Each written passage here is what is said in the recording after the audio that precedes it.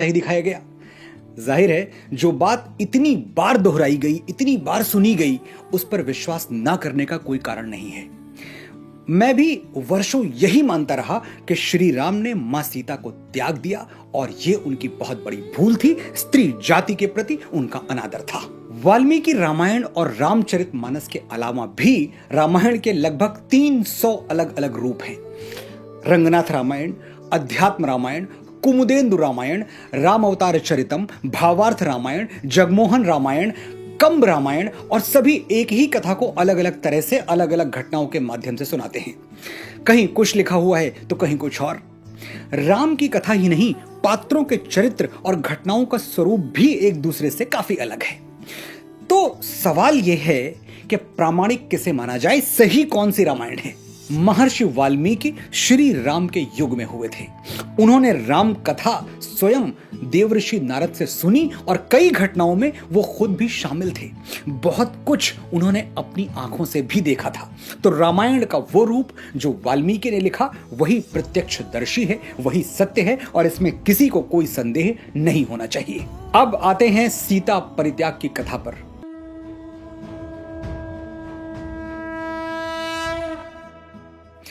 ये पूरी कहानी रामायण के उत्तरकांड में लिखी गई है। वो उत्तरकांड, ध्यान से सुनिएगा, वो उत्तरकांड जो ऋषि वाल्मीकि ने कभी लिखा ही नहीं था। बिल्कुल ठीक सुन रहे हैं आप। महर्षि वाल्मीकि ने उत्तरकांड कभी लिखा ही नहीं था। श्री वाल्मीकि रामायण में मूलतः सिर्फ 6 कांड हैं। बालकांड, अयोध्या कांड, अरण्य कांड, किष्किंधा कांड, सुंदर कांड और युद्ध कांड।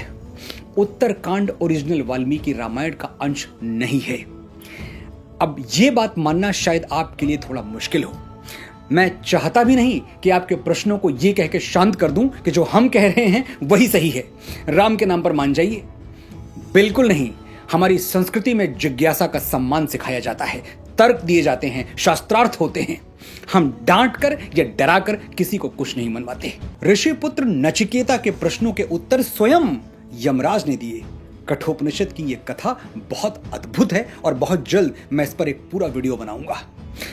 श्रीमद् भगवद गीता में अर्जुन की शंकाओं का समाधान भगवान कृष्ण 18 अध्यायों तक करते रहे। अर्जुन किसी बच्चे की तरह बार बार एक ही प्रश्न पूछता रहा, सिर्फ शब्द अलग थे, लेकिन कृष्ण पूरे धैर्य के साथ अर्जुन को उत्तर देते रहे जब तक कि अर्जुन की शंका का समाधान नहीं हो गया। आज आप भी तर्क सुनिए और खुले मन से समझने का प्रयास कीजिए कि क्या सचमुच श्री राम ने मां सीता का त्याग किया था।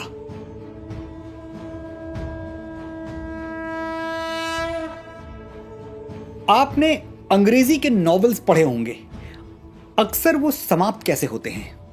And they lived happily ever after. वो खुशी खुशी एक दूसरे के साथ रहने लगे। इसके बाद कहने के लिए कोई कहानी नहीं बचती।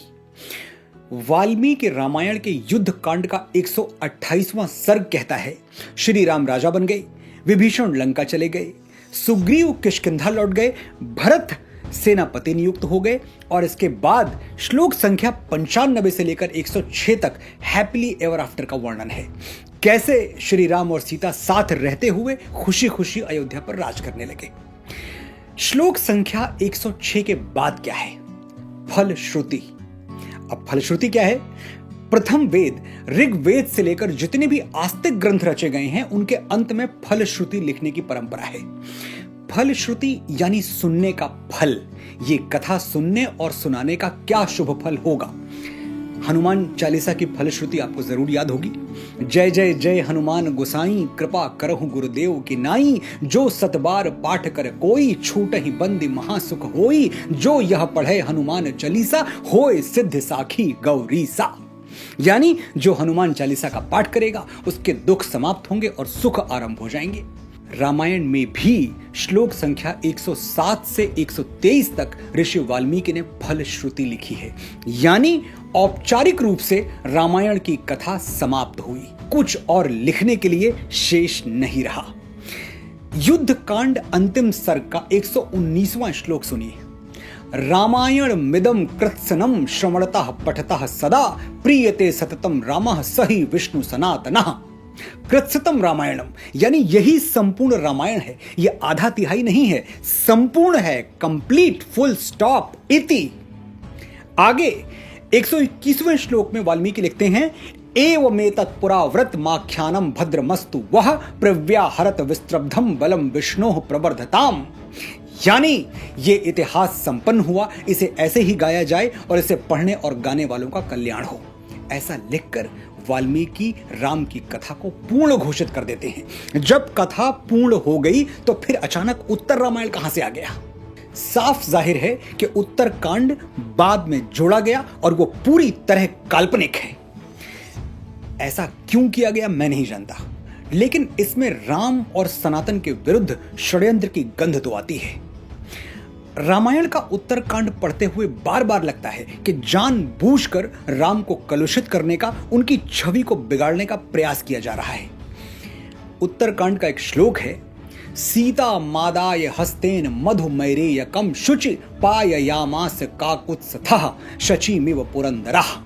यानी भगवान राम सीता जी का हाथ पकड़कर उनको मैरेयक मधु पिला रहे हैं, मदिरा पिला रहे हैं। पूरी रामायण में कहीं भी श्री राम मदिरा पीते हुए नहीं पाए गए और अचानक उत्तरकांड में वो सीता को मदिरा पिलाने लगे। क्या ये विश्वास करने योग्य है? यह श्लोक 42वें सर्ग से है। इसी सर्ग में आगे लिखा गया है, मनोभिरामा रामास्ता रामो रमयताम वरह रमयामास धर्मात्मा नित्यम परम भूषितः। यानी श्री राम वारांगनाओं को, वेश्याओं को प्रसन्न कर रहे हैं और उनका नृत्य देख रहे हैं। जो भगवान राम जीवन भर एक नारी व्रत धारण किए रहे, सीता के अलावा जिनके जीवन में किसी स्त्री की छाया तक नहीं मिलती, वो वेश्याओं का नृत्य देख रहे हैं। राम के चरित्र पर यह लांछन नहीं तो और क्या है? और ये लांछन महर्षि वाल्मीकि क्यों लगाएंगे, जो राम को विष्णु से भी बड़ा मानते हैं, उनको महाविष्णु कहते हैं। युद्ध कांड में वाल्मीकि राम को भ्रातृभि सहिता श्रीमान कह के संबोधित करते हैं। यानी श्री कौन है? देवी सीता। वो हमेशा राम के साथ रही, तभी वो श्रीमान कहलाए। हमेशा राम के साथ रही, ध्यान दीजिएगा। युद्ध कांड के 128वें सर्ग में वाल्मीकि साफ साफ लिखते हैं कि भगवान राम ने सीता जी के साथ हजारों वर्षों तक अयोध्या पर राज किया और सैकड़ों अश्वमेध यज्ञ किए। राज्यम 10 सहस्त्राणि प्राप्य वर्षाणि राघवः शताश्वमेघा ना जन्हे सदश्वान भूरि दक्षिणान। जब हजारों वर्षों तक राम सीता के साथ रहे तो वनवास कब दिया? लेकिन यह तो सच है कि अग्नि परीक्षा मां सीता ने दी थी, अयोध्या में नहीं, लंका में। सीता ने रावण वध के बाद अपने निष्कलंक सतीत्व का उदाहरण प्रस्तुत करने के लिए अग्नि परीक्षा दी थी, ना कि राम का संदेह दूर करने के लिए, क्योंकि राम को तो कभी अपनी सीता पर संदेह था ही नहीं। युद्ध कांड के 116वें सर्ग में सीता जी कहती हैं, यथा में हृदयम नित्यम नाप सरपति राघवात तथा लोकस्य साक्षी माम सर्वतः पातु पावकः। यदि मेरा हृदय एक क्षण के लिए भी श्री राम से अलग नहीं रहा तो संपूर्ण लोगों के साक्षी अग्निदेव मेरी रक्षा करें। ये कहकर मां सीता अग्नि में प्रवेश कर गईं और ये अग्नि परीक्षा तीनों लोकों ने देखी। ददृशुस्ताम विशालाक्षीम पतनतीम हव्यवाहनम सीताम सर्वाणि रूपाणि रुक्म वेद निभाम तदा। यानी विशाल नेत्रों वाली सीता जी को अग्नि में प्रवेश करते हुए सर्वाणि रूपाणि ददृशु, संपूर्ण रूपवान व्यक्तियों ने देखा। यदि संपूर्ण व्यक्तियों ने, सबने देखा, तो क्या उस धोबी ने नहीं देखा होगा? सबने देखा कि सीता जी ने अग्नि में प्रवेश किया और उनकी साड़ी का एक सूत भी नहीं जला। देवता, गंधर्व, मानव, कोई ऐसा नहीं था जिसने सीता की अग्नि परीक्षा ना देखी हो, ऐसा वाल्मीकि ने स्पष्ट शब्दों में लिखा है। यानी मां सीता की पवित्रता में संदेह की कोई जगह ही नहीं छोड़ी गई, जो अयोध्या वापस लौटकर कोई उनके सतीत्व पर सवाल उठाए। अग्निदेव ने स्वयं प्रकट होकर श्री राम से कहा कि सीता में कोई पाप या दोष नहीं है, राम आप इन्हें स्वीकार करें। और भगवान राम ने अग्नि के सामने प्रतिज्ञा ली, विशुद्धा त्रिषु लोकेषु मैथिली जनकात्मजा न विहातुम मया शक्या कीर्तिरात्मवता यथा।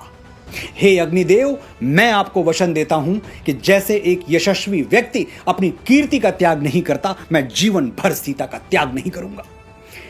राम सीता को अपनी कीर्ति मानते थे, इतना आदर देते थे। आप खुद सोचिए, अग्निदेव के सामने जीवन भर सीता के साथ रहने का वचन देने वाले राम क्या किसी के कहने पर उन्हें त्याग देंगे? वो राम जिनके लिए वचन का मूल्य प्राणों से बढ़कर था। रघुकुल रीति सदा चली आई, प्राण जाए पर वचन न जाई। जो अपने पिता के दिए हुए वचन का मान रखने के लिए राजपाट त्याग कर वनवासी बन जाते हैं, वो स्वयं अपने वचनों की रक्षा के लिए क्या नहीं कर सकते, ये सोचिए। मैंने अपनी बात साक्ष्यों, संदर्भों और सबूतों के साथ कह दी। अब आपको कहना है, जब भी कोई सीता परित्याग को लेकर आपके सामने श्री राम के चरित्र पर प्रश्न उठाए, आपको कहना है कि यह झूठ है, छल है, धोखा है और आप इस कपट का सच जान चुके हैं। आपको कहना है कि श्री राम और सीता सिर्फ एक बार अलग हुए थे, जब रावण ने मां सीता का हरण किया था। उसके बाद वो सदा सदा के लिए एक हो गए और हमेशा एक साथ रहे।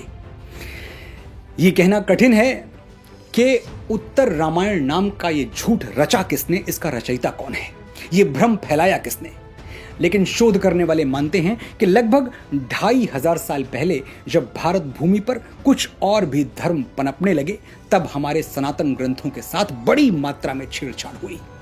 लक्ष्य था सनातन को छोटा बताकर बाकी धर्मों को बड़ा करना, उनको स्थापित करना। एक सीमा तक यह षड्यंत्र सफल भी हुआ, लेकिन एक दिन हर झूठ से पर्दा उठता है। ये नया भारत है, इसके पांव धरती पर और आंखें आकाश पर हैं। ये भक्ति भी जानता है और तर्क शक्ति भी। यहां हर धर्म के लिए जगह है, आदर है, सम्मान है, लेकिन सनातन पर उठने वाली उंगलियां हम और सहन नहीं करेंगे। जय श्री राम, जय मां सीता, जय भारत।